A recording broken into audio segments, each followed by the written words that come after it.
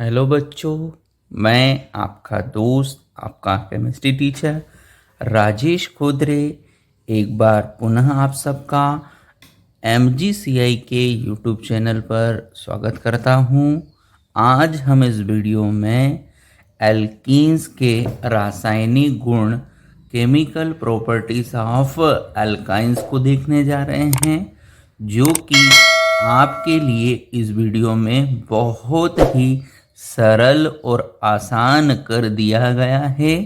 तो आप इस वीडियो को अंत तक देखें और ऐसा कर एल्कीन्स के रासायनिक गुणों को बहुत ही सरल और आसान तरीके से सीखें। ठीक, हमारा यह वीडियो हिंदी तथा इंग्लिश दोनों ही मीडियम के छात्रों को हेल्प करता है।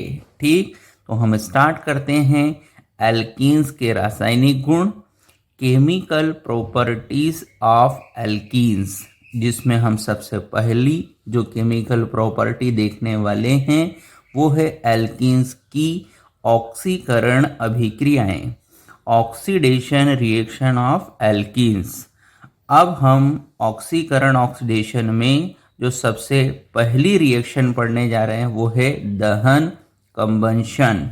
दहन कंबंशन मतलब हम यहाँ एल्कीन को ऑक्सीजन की उपस्थिति में पूर्णतः जलाते हैं, कंप्लीटली कंबंशन करते हैं।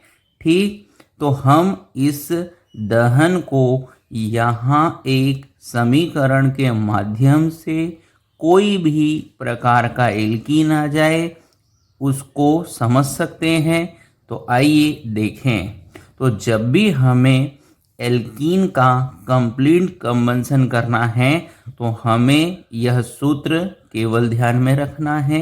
जैसे हमारे पास एल्कीन का जनरल फॉर्मूला CnH2n होता है। ठीक, और हम इसके दहन के लिए जो ऑक्सीजन अणु के मोल रखते हैं वो 3n होता है। ठीक, और हमें एक बात और मालूम होना चाहिए कि जब भी हम एल्कीन का पूर्ण दहन कंप्लीट कंबंशन करते हैं तो उस अभिक्रिया से हमें दो ही उत्पाद, दो ही प्रोडक्ट मिलते हैं। पहला कार्बन डाइऑक्साइड और दूसरा जल। ठीक, तो हमें एक बात यहाँ सीखने को मिली कि एल्कीन के पूर्ण दहन पर दो ही उत्पाद बनता है, एक तो कार्बन डाइऑक्साइड और दूसरा जल। ठीक, कार्बन डाइऑक्साइड कितना बनता है ये हम एल्कीन में कार्बन संख्या से देखते हैं। अर्थात जो भी एल्कीन का कार्बन है उसी संख्या में हमें दहन के बाद कार्बन डाइऑक्साइड मिलेगा। जैसे कि यहाँ हमें कार्बन n संख्या में दिख रहा है तो n ही संख्या में CO2 अणु बनेगा। ठीक, और एल्कीन में जितना हाइड्रोजन होगा उसका आधा हमारा जल अणु मिलेगा। जैसे यहाँ हमें हाइड्रोजन 2n दिख रहा है, अगर मैं इसका आधा करूं तो n अर्थात हमें n जल का अणु मिलेगा। ठीक, तो हमारे पास एल्कीन के पूर्ण दहन कंप्लीट कंबंशन का एक सूत्र बन चुका है, जिसकी मदद से हम किसी भी प्रकार के एल्कीन का पूर्ण दहन बड़ी आसानी से कर सकते हैं।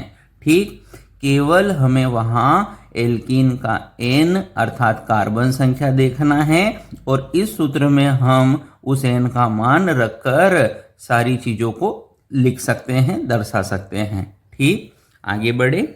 अगला हमारा जो ऑक्सीकरण है वो है पोटेशियम परमैंगनेट, जिसका सूत्र KMnO4 के साथ ऑक्सीकरण, ऑक्सीडेशन विद पोटेशियम परमैंगनेट। ठीक, तो पोटेशियम परमैंगनेट एक ऑक्सीकारक, एक ऑक्सीडाइजिंग एजेंट होता है। अर्थात ऐसे पदार्थ जिनकी उपस्थिति में ऑक्सीकरण का काम कराया जाए। ठीक, ऑक्सीडाइजिंग एजेंट वे एजेंट है जिनकी उपस्थिति में हम ऑक्सीडेशन प्रोसेस करते हैं। ठीक, एक और बात हमें जानना है, पोटेशियम परमैंगनेट 3 प्रकार का होता है, एसिडिक KMnO4, अल्कलाइन KMnO4 और न्यूट्रल KMnO4। अगर हिंदी में कहूँ तो अम्लीय KMnO4, क्षारीय KMnO4 और उदासीन KMnO4। मतलब KMnO4 हमारे पास 3 अलग अलग प्रकार से हो सकता है, पर हमारे पास यहाँ जो KMnO4 है वो है क्षारीय अल्कलाइन KMnO4, जिसका हम एक फेमस नाम बेयर अभिकर्मक भी पढ़ते हैं। ठीक, तो हमें केवल क्षारीय KMnO4 को बेयर अभिकर्मक कहना है। ठीक, इस बेयर अभिकर्मक का रंग गुलाबी होता है, जिसको हम इंग्लिश में पिंक कलर कहते हैं। ठीक, अब यह बेयर अभिकर्मक हमें संतृप्त असंतृप्त विलयन की पहचान देता है। कैसे, उसे समझते हैं। अगर मैं इस बेयर अभिकर्मक को संतृप्त विलयन में रखता हूं तो इसका गुलाबी रंग पिंक कलर नष्ट नहीं होता। ठीक, तो ये संतृप्त विलयन में अपना रंग नहीं खोता है। ठीक, किंतु इस बेयर अभिकर्मक को असंतृप्त विलयन में जब हम रखते हैं तो इसका गुलाबी रंग नष्ट हो जाता है। इस तरह हम इस बेयर अभिकर्मक की मदद से संतृप्त असंतृप्त विलयन की पहचान करते हैं। ठीक, अब हम आगे बढ़ते हैं। अब हमें क्षारीय KMnO4 की एल्कीन पर अभिक्रिया कर क्या उत्पाद बनता है, इस बात को सीखना है। ठीक, तो हमारे पास एल्कीन के लिए क्षारीय KMnO4 दो अलग अलग ताप पर दो अलग अलग उत्पाद बनाकर देता है। हमें किस ताप पर कौन सा उत्पाद मिलेगा, इस बात को सीखना है।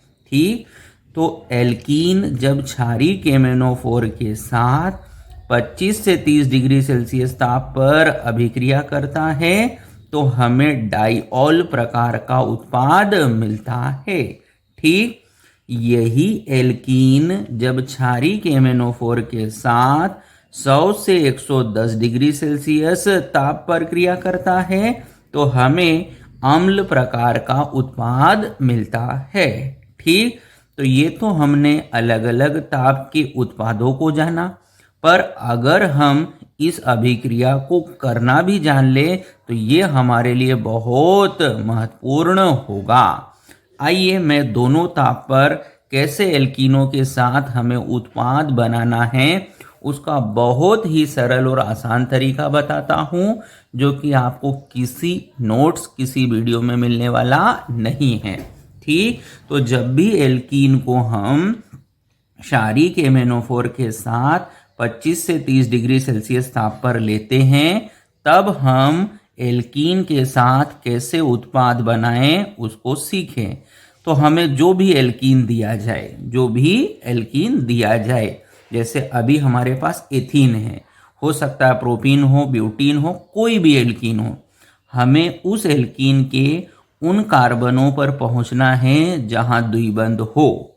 ठीक, हम एल्कीन के द्विबंधित कार्बन पर पहुंच गए, हमें उसमें से एक बंध को तोड़ना है, अर्थात पाई बंध को तोड़ना है, और ऐसा कर हमें उन कार्बनों पर OH जोड़ना है। उन कार्बनों पर क्या जोड़ना है? OH। इस तरह हमें एल्कीन से डायोल प्राप्त हो जाएगा। ठीक, अब हम उच्च ताप पर किस तरह उत्पाद बनता है उसको सीखने जा रहे हैं। देखिए, यहां हमने एल्कीन के साथ क्षारीय KMnO4 को उच्च ताप पर रखा, तो उच्च ताप पर एल्कीन का हम जब भी उत्पाद चाहते हैं तो हमें ऐसा करने के लिए भी जो भी एल्कीन दिया जाए उसके द्विबंधित कार्बनों पर पहुंचना है। जैसे हमारे पास एथीन है तो हम एथीन के द्विबंधित कार्बन पर गए, यहाँ पर हम उच्च ताप पर ये दोनों ही बंधों को तोड़ते हैं। ठीक, हमने निम्न ताप पर केवल पाई बंध को तोड़ा था, किंतु जब हम उच्च ताप पर काम करेंगे तो इस पाई सिग्मा दोनों को तोड़ा जाएगा। ठीक, तो हमने पूर्णतः बंध को तोड़ दिया और 2 ऑक्सीजन इस ओर और 2 ऑक्सीजन इस ओर जोड़कर हमें अपना उत्पाद देखना है। ठीक, आई बात समझ में कि हमें निम्न ताप पर एक बंध अर्थात पाई तोड़कर दोनों कार्बनों पर OH OH जोड़कर डाइऑल बनाना है। किंतु जब हम क्षारीय KMnO4 को 100 से 110 डिग्री सेल्सियस ताप पर लेंगे तो हमें वह द्विबंध पूर्णतः तोड़ना है और उन दोनों कार्बन पर 2-2 ऑक्सीजन लगाना है। ठीक, इस तरह हम यहाँ बेयर अभिकर्मक के साथ 2 अलग अलग ताप पर एल्कीन को लेकर उत्पाद बना सकते हैं। ठीक, आगे बढ़ते हैं।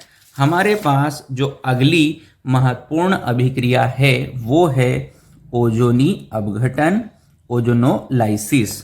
ठीक, तो ओजोनी अपघटन में हमारे पास 2 काम होते हैं। पहला होता है ओजोनीकरण। ओजोनीकरण कर हम ओजोनाइड बनाते हैं और उस ओजोनाइड का जिंक धातु जल के साथ जल अपघटन कर कार्बोनिल यौगिक प्राप्त किया जाता है। ठीक, कैसे, आइए समझते हैं। हमारे पास यहाँ एक एल्कीन है। एल्कीन की क्रिया हमने ओजोन से कराई। ऐसा कर हमें ओजोनाइड मिला जो कि विस्फोटक प्रकृति का होता है। इस ओजोनाइड की क्रिया हम जिंक धातु जल के साथ कराते हैं जिससे यह ऑक्सीजन जल के साथ हाइड्रोजन पेरोक्साइड बनकर अलग हो जाता है। इतना भाग हमें कार्बोनिल यौगिक अर्थात एल्डिहाइड व कीटोन बनाकर देता है। ठीक, समझ में आया। अब हम इस अभिक्रिया को भी चाहें तो डायरेक्ट ही प्रोडक्ट के रूप में जान सकते हैं। फिर से ये बात कह रहा हूं कि ये बात आपको किसी वीडियो किसी बुक में प्राप्त होने वाली नहीं है। तो जब भी एल्कीन का हमें डायरेक्ट ओजोनी अपघटन बनाना हो तो कैसे बनाएं, आए उस बात को सीखें। तो हमें जब भी एल्कीन का ओजोनी अपघटन का अंतिम उत्पाद देखना है तो जो भी एल्कीन दिया जाए उसके हमें द्विबंधित कार्बन पर पहुंचना है। ठीक, हमें एल्कीन के द्विबंधित कार्बन पर पहुंचकर उस द्विबंध को पूर्णतः तोड़ना है। उस द्विबंध को पूर्णतः तोड़ना है और ऐसा कर हमें इस वाले कार्बन के साथ डबल बंध बनाकर एक ऑक्सीजन लगाना है और इस कार्बन पर भी डबल बंध बनाकर एक ऑक्सीजन लगाना है। इस तरह हमारा यहाँ कार्बोनिल उत्पाद मिल जाएगा और हमें मालूम है कि इन 3 ऑक्सीजन में से एक ऑक्सीजन तो जल के साथ हाइड्रोजन पेरोक्साइड बनाकर चला जाएगा। ठीक, तो इस तरह हमें जो भी एल्कीन ओजोनी अपघटन के लिए मिलेगा उसके लिए हम उस एल्कीन के उन कार्बनों पर पहुंचेंगे जहां द्विबंध होगा। उस द्विबंध को पूर्णतः तोड़कर उन कार्बनों पर डबल बंध O बनाकर कार्बोनिल यौगिक अर्थात एल्डिहाइड कीटोन को प्राप्त कराया जाएगा। ठीक, तो अब हम बड़ी आसानी से ओजोनी अपघटन को एल्कीन देखकर ही समझ जाएंगे। ठीक, आगे बढ़ते हैं। अगली जो एल्कीन्स की रासायनिक अभिक्रिया है वो है एल्काइंस की योगात्मक अभिक्रिया, एडिशन रिएक्शन ऑफ एल्कीन्स। ठीक, तो योगात्मक अभिक्रिया एडिशन रिएक्शन में क्या होता है पहले इस बात को जान लेते हैं। तो योगात्मक अभिक्रिया में हम एक पाई को तोड़कर 2 सिग्मा बंध को बनाते हैं। ठीक, तो किसी भी योगात्मक अभिक्रिया के अंतर्गत एक पाई तोड़कर 2 सिग्मा बंधों को निर्मित किया जाता है। अब ये योग कई तरह से होता है, जैसे कि हमारे पास पहला है हाइड्रोजन का योग, एडिशन ऑफ हाइड्रोजन। जब हम एल्कीन पर हाइड्रोजन का योग चाहते हैं तो वहाँ उत्प्रेरक निकल PTPD लेते हैं, जिसको 300 से 400 डिग्री सेल्सियस ताप पर लिया जाता है। ऐसा कर हम एल्कीन का पाई बंध तोड़कर इन दो हाइड्रोजन बंधों को 2 सिग्मा बनाकर जोड़ते हैं। इस तरह हमें एथीन का हाइड्रोजन योग कर एल्केन मिलता है। ठीक, तो एल्कीनों के हाइड्रोजन योग से एल्केन प्राप्त किया जाता है। ठीक, अगला है हेलोजन का योग, एडिशन ऑफ हेलोजन।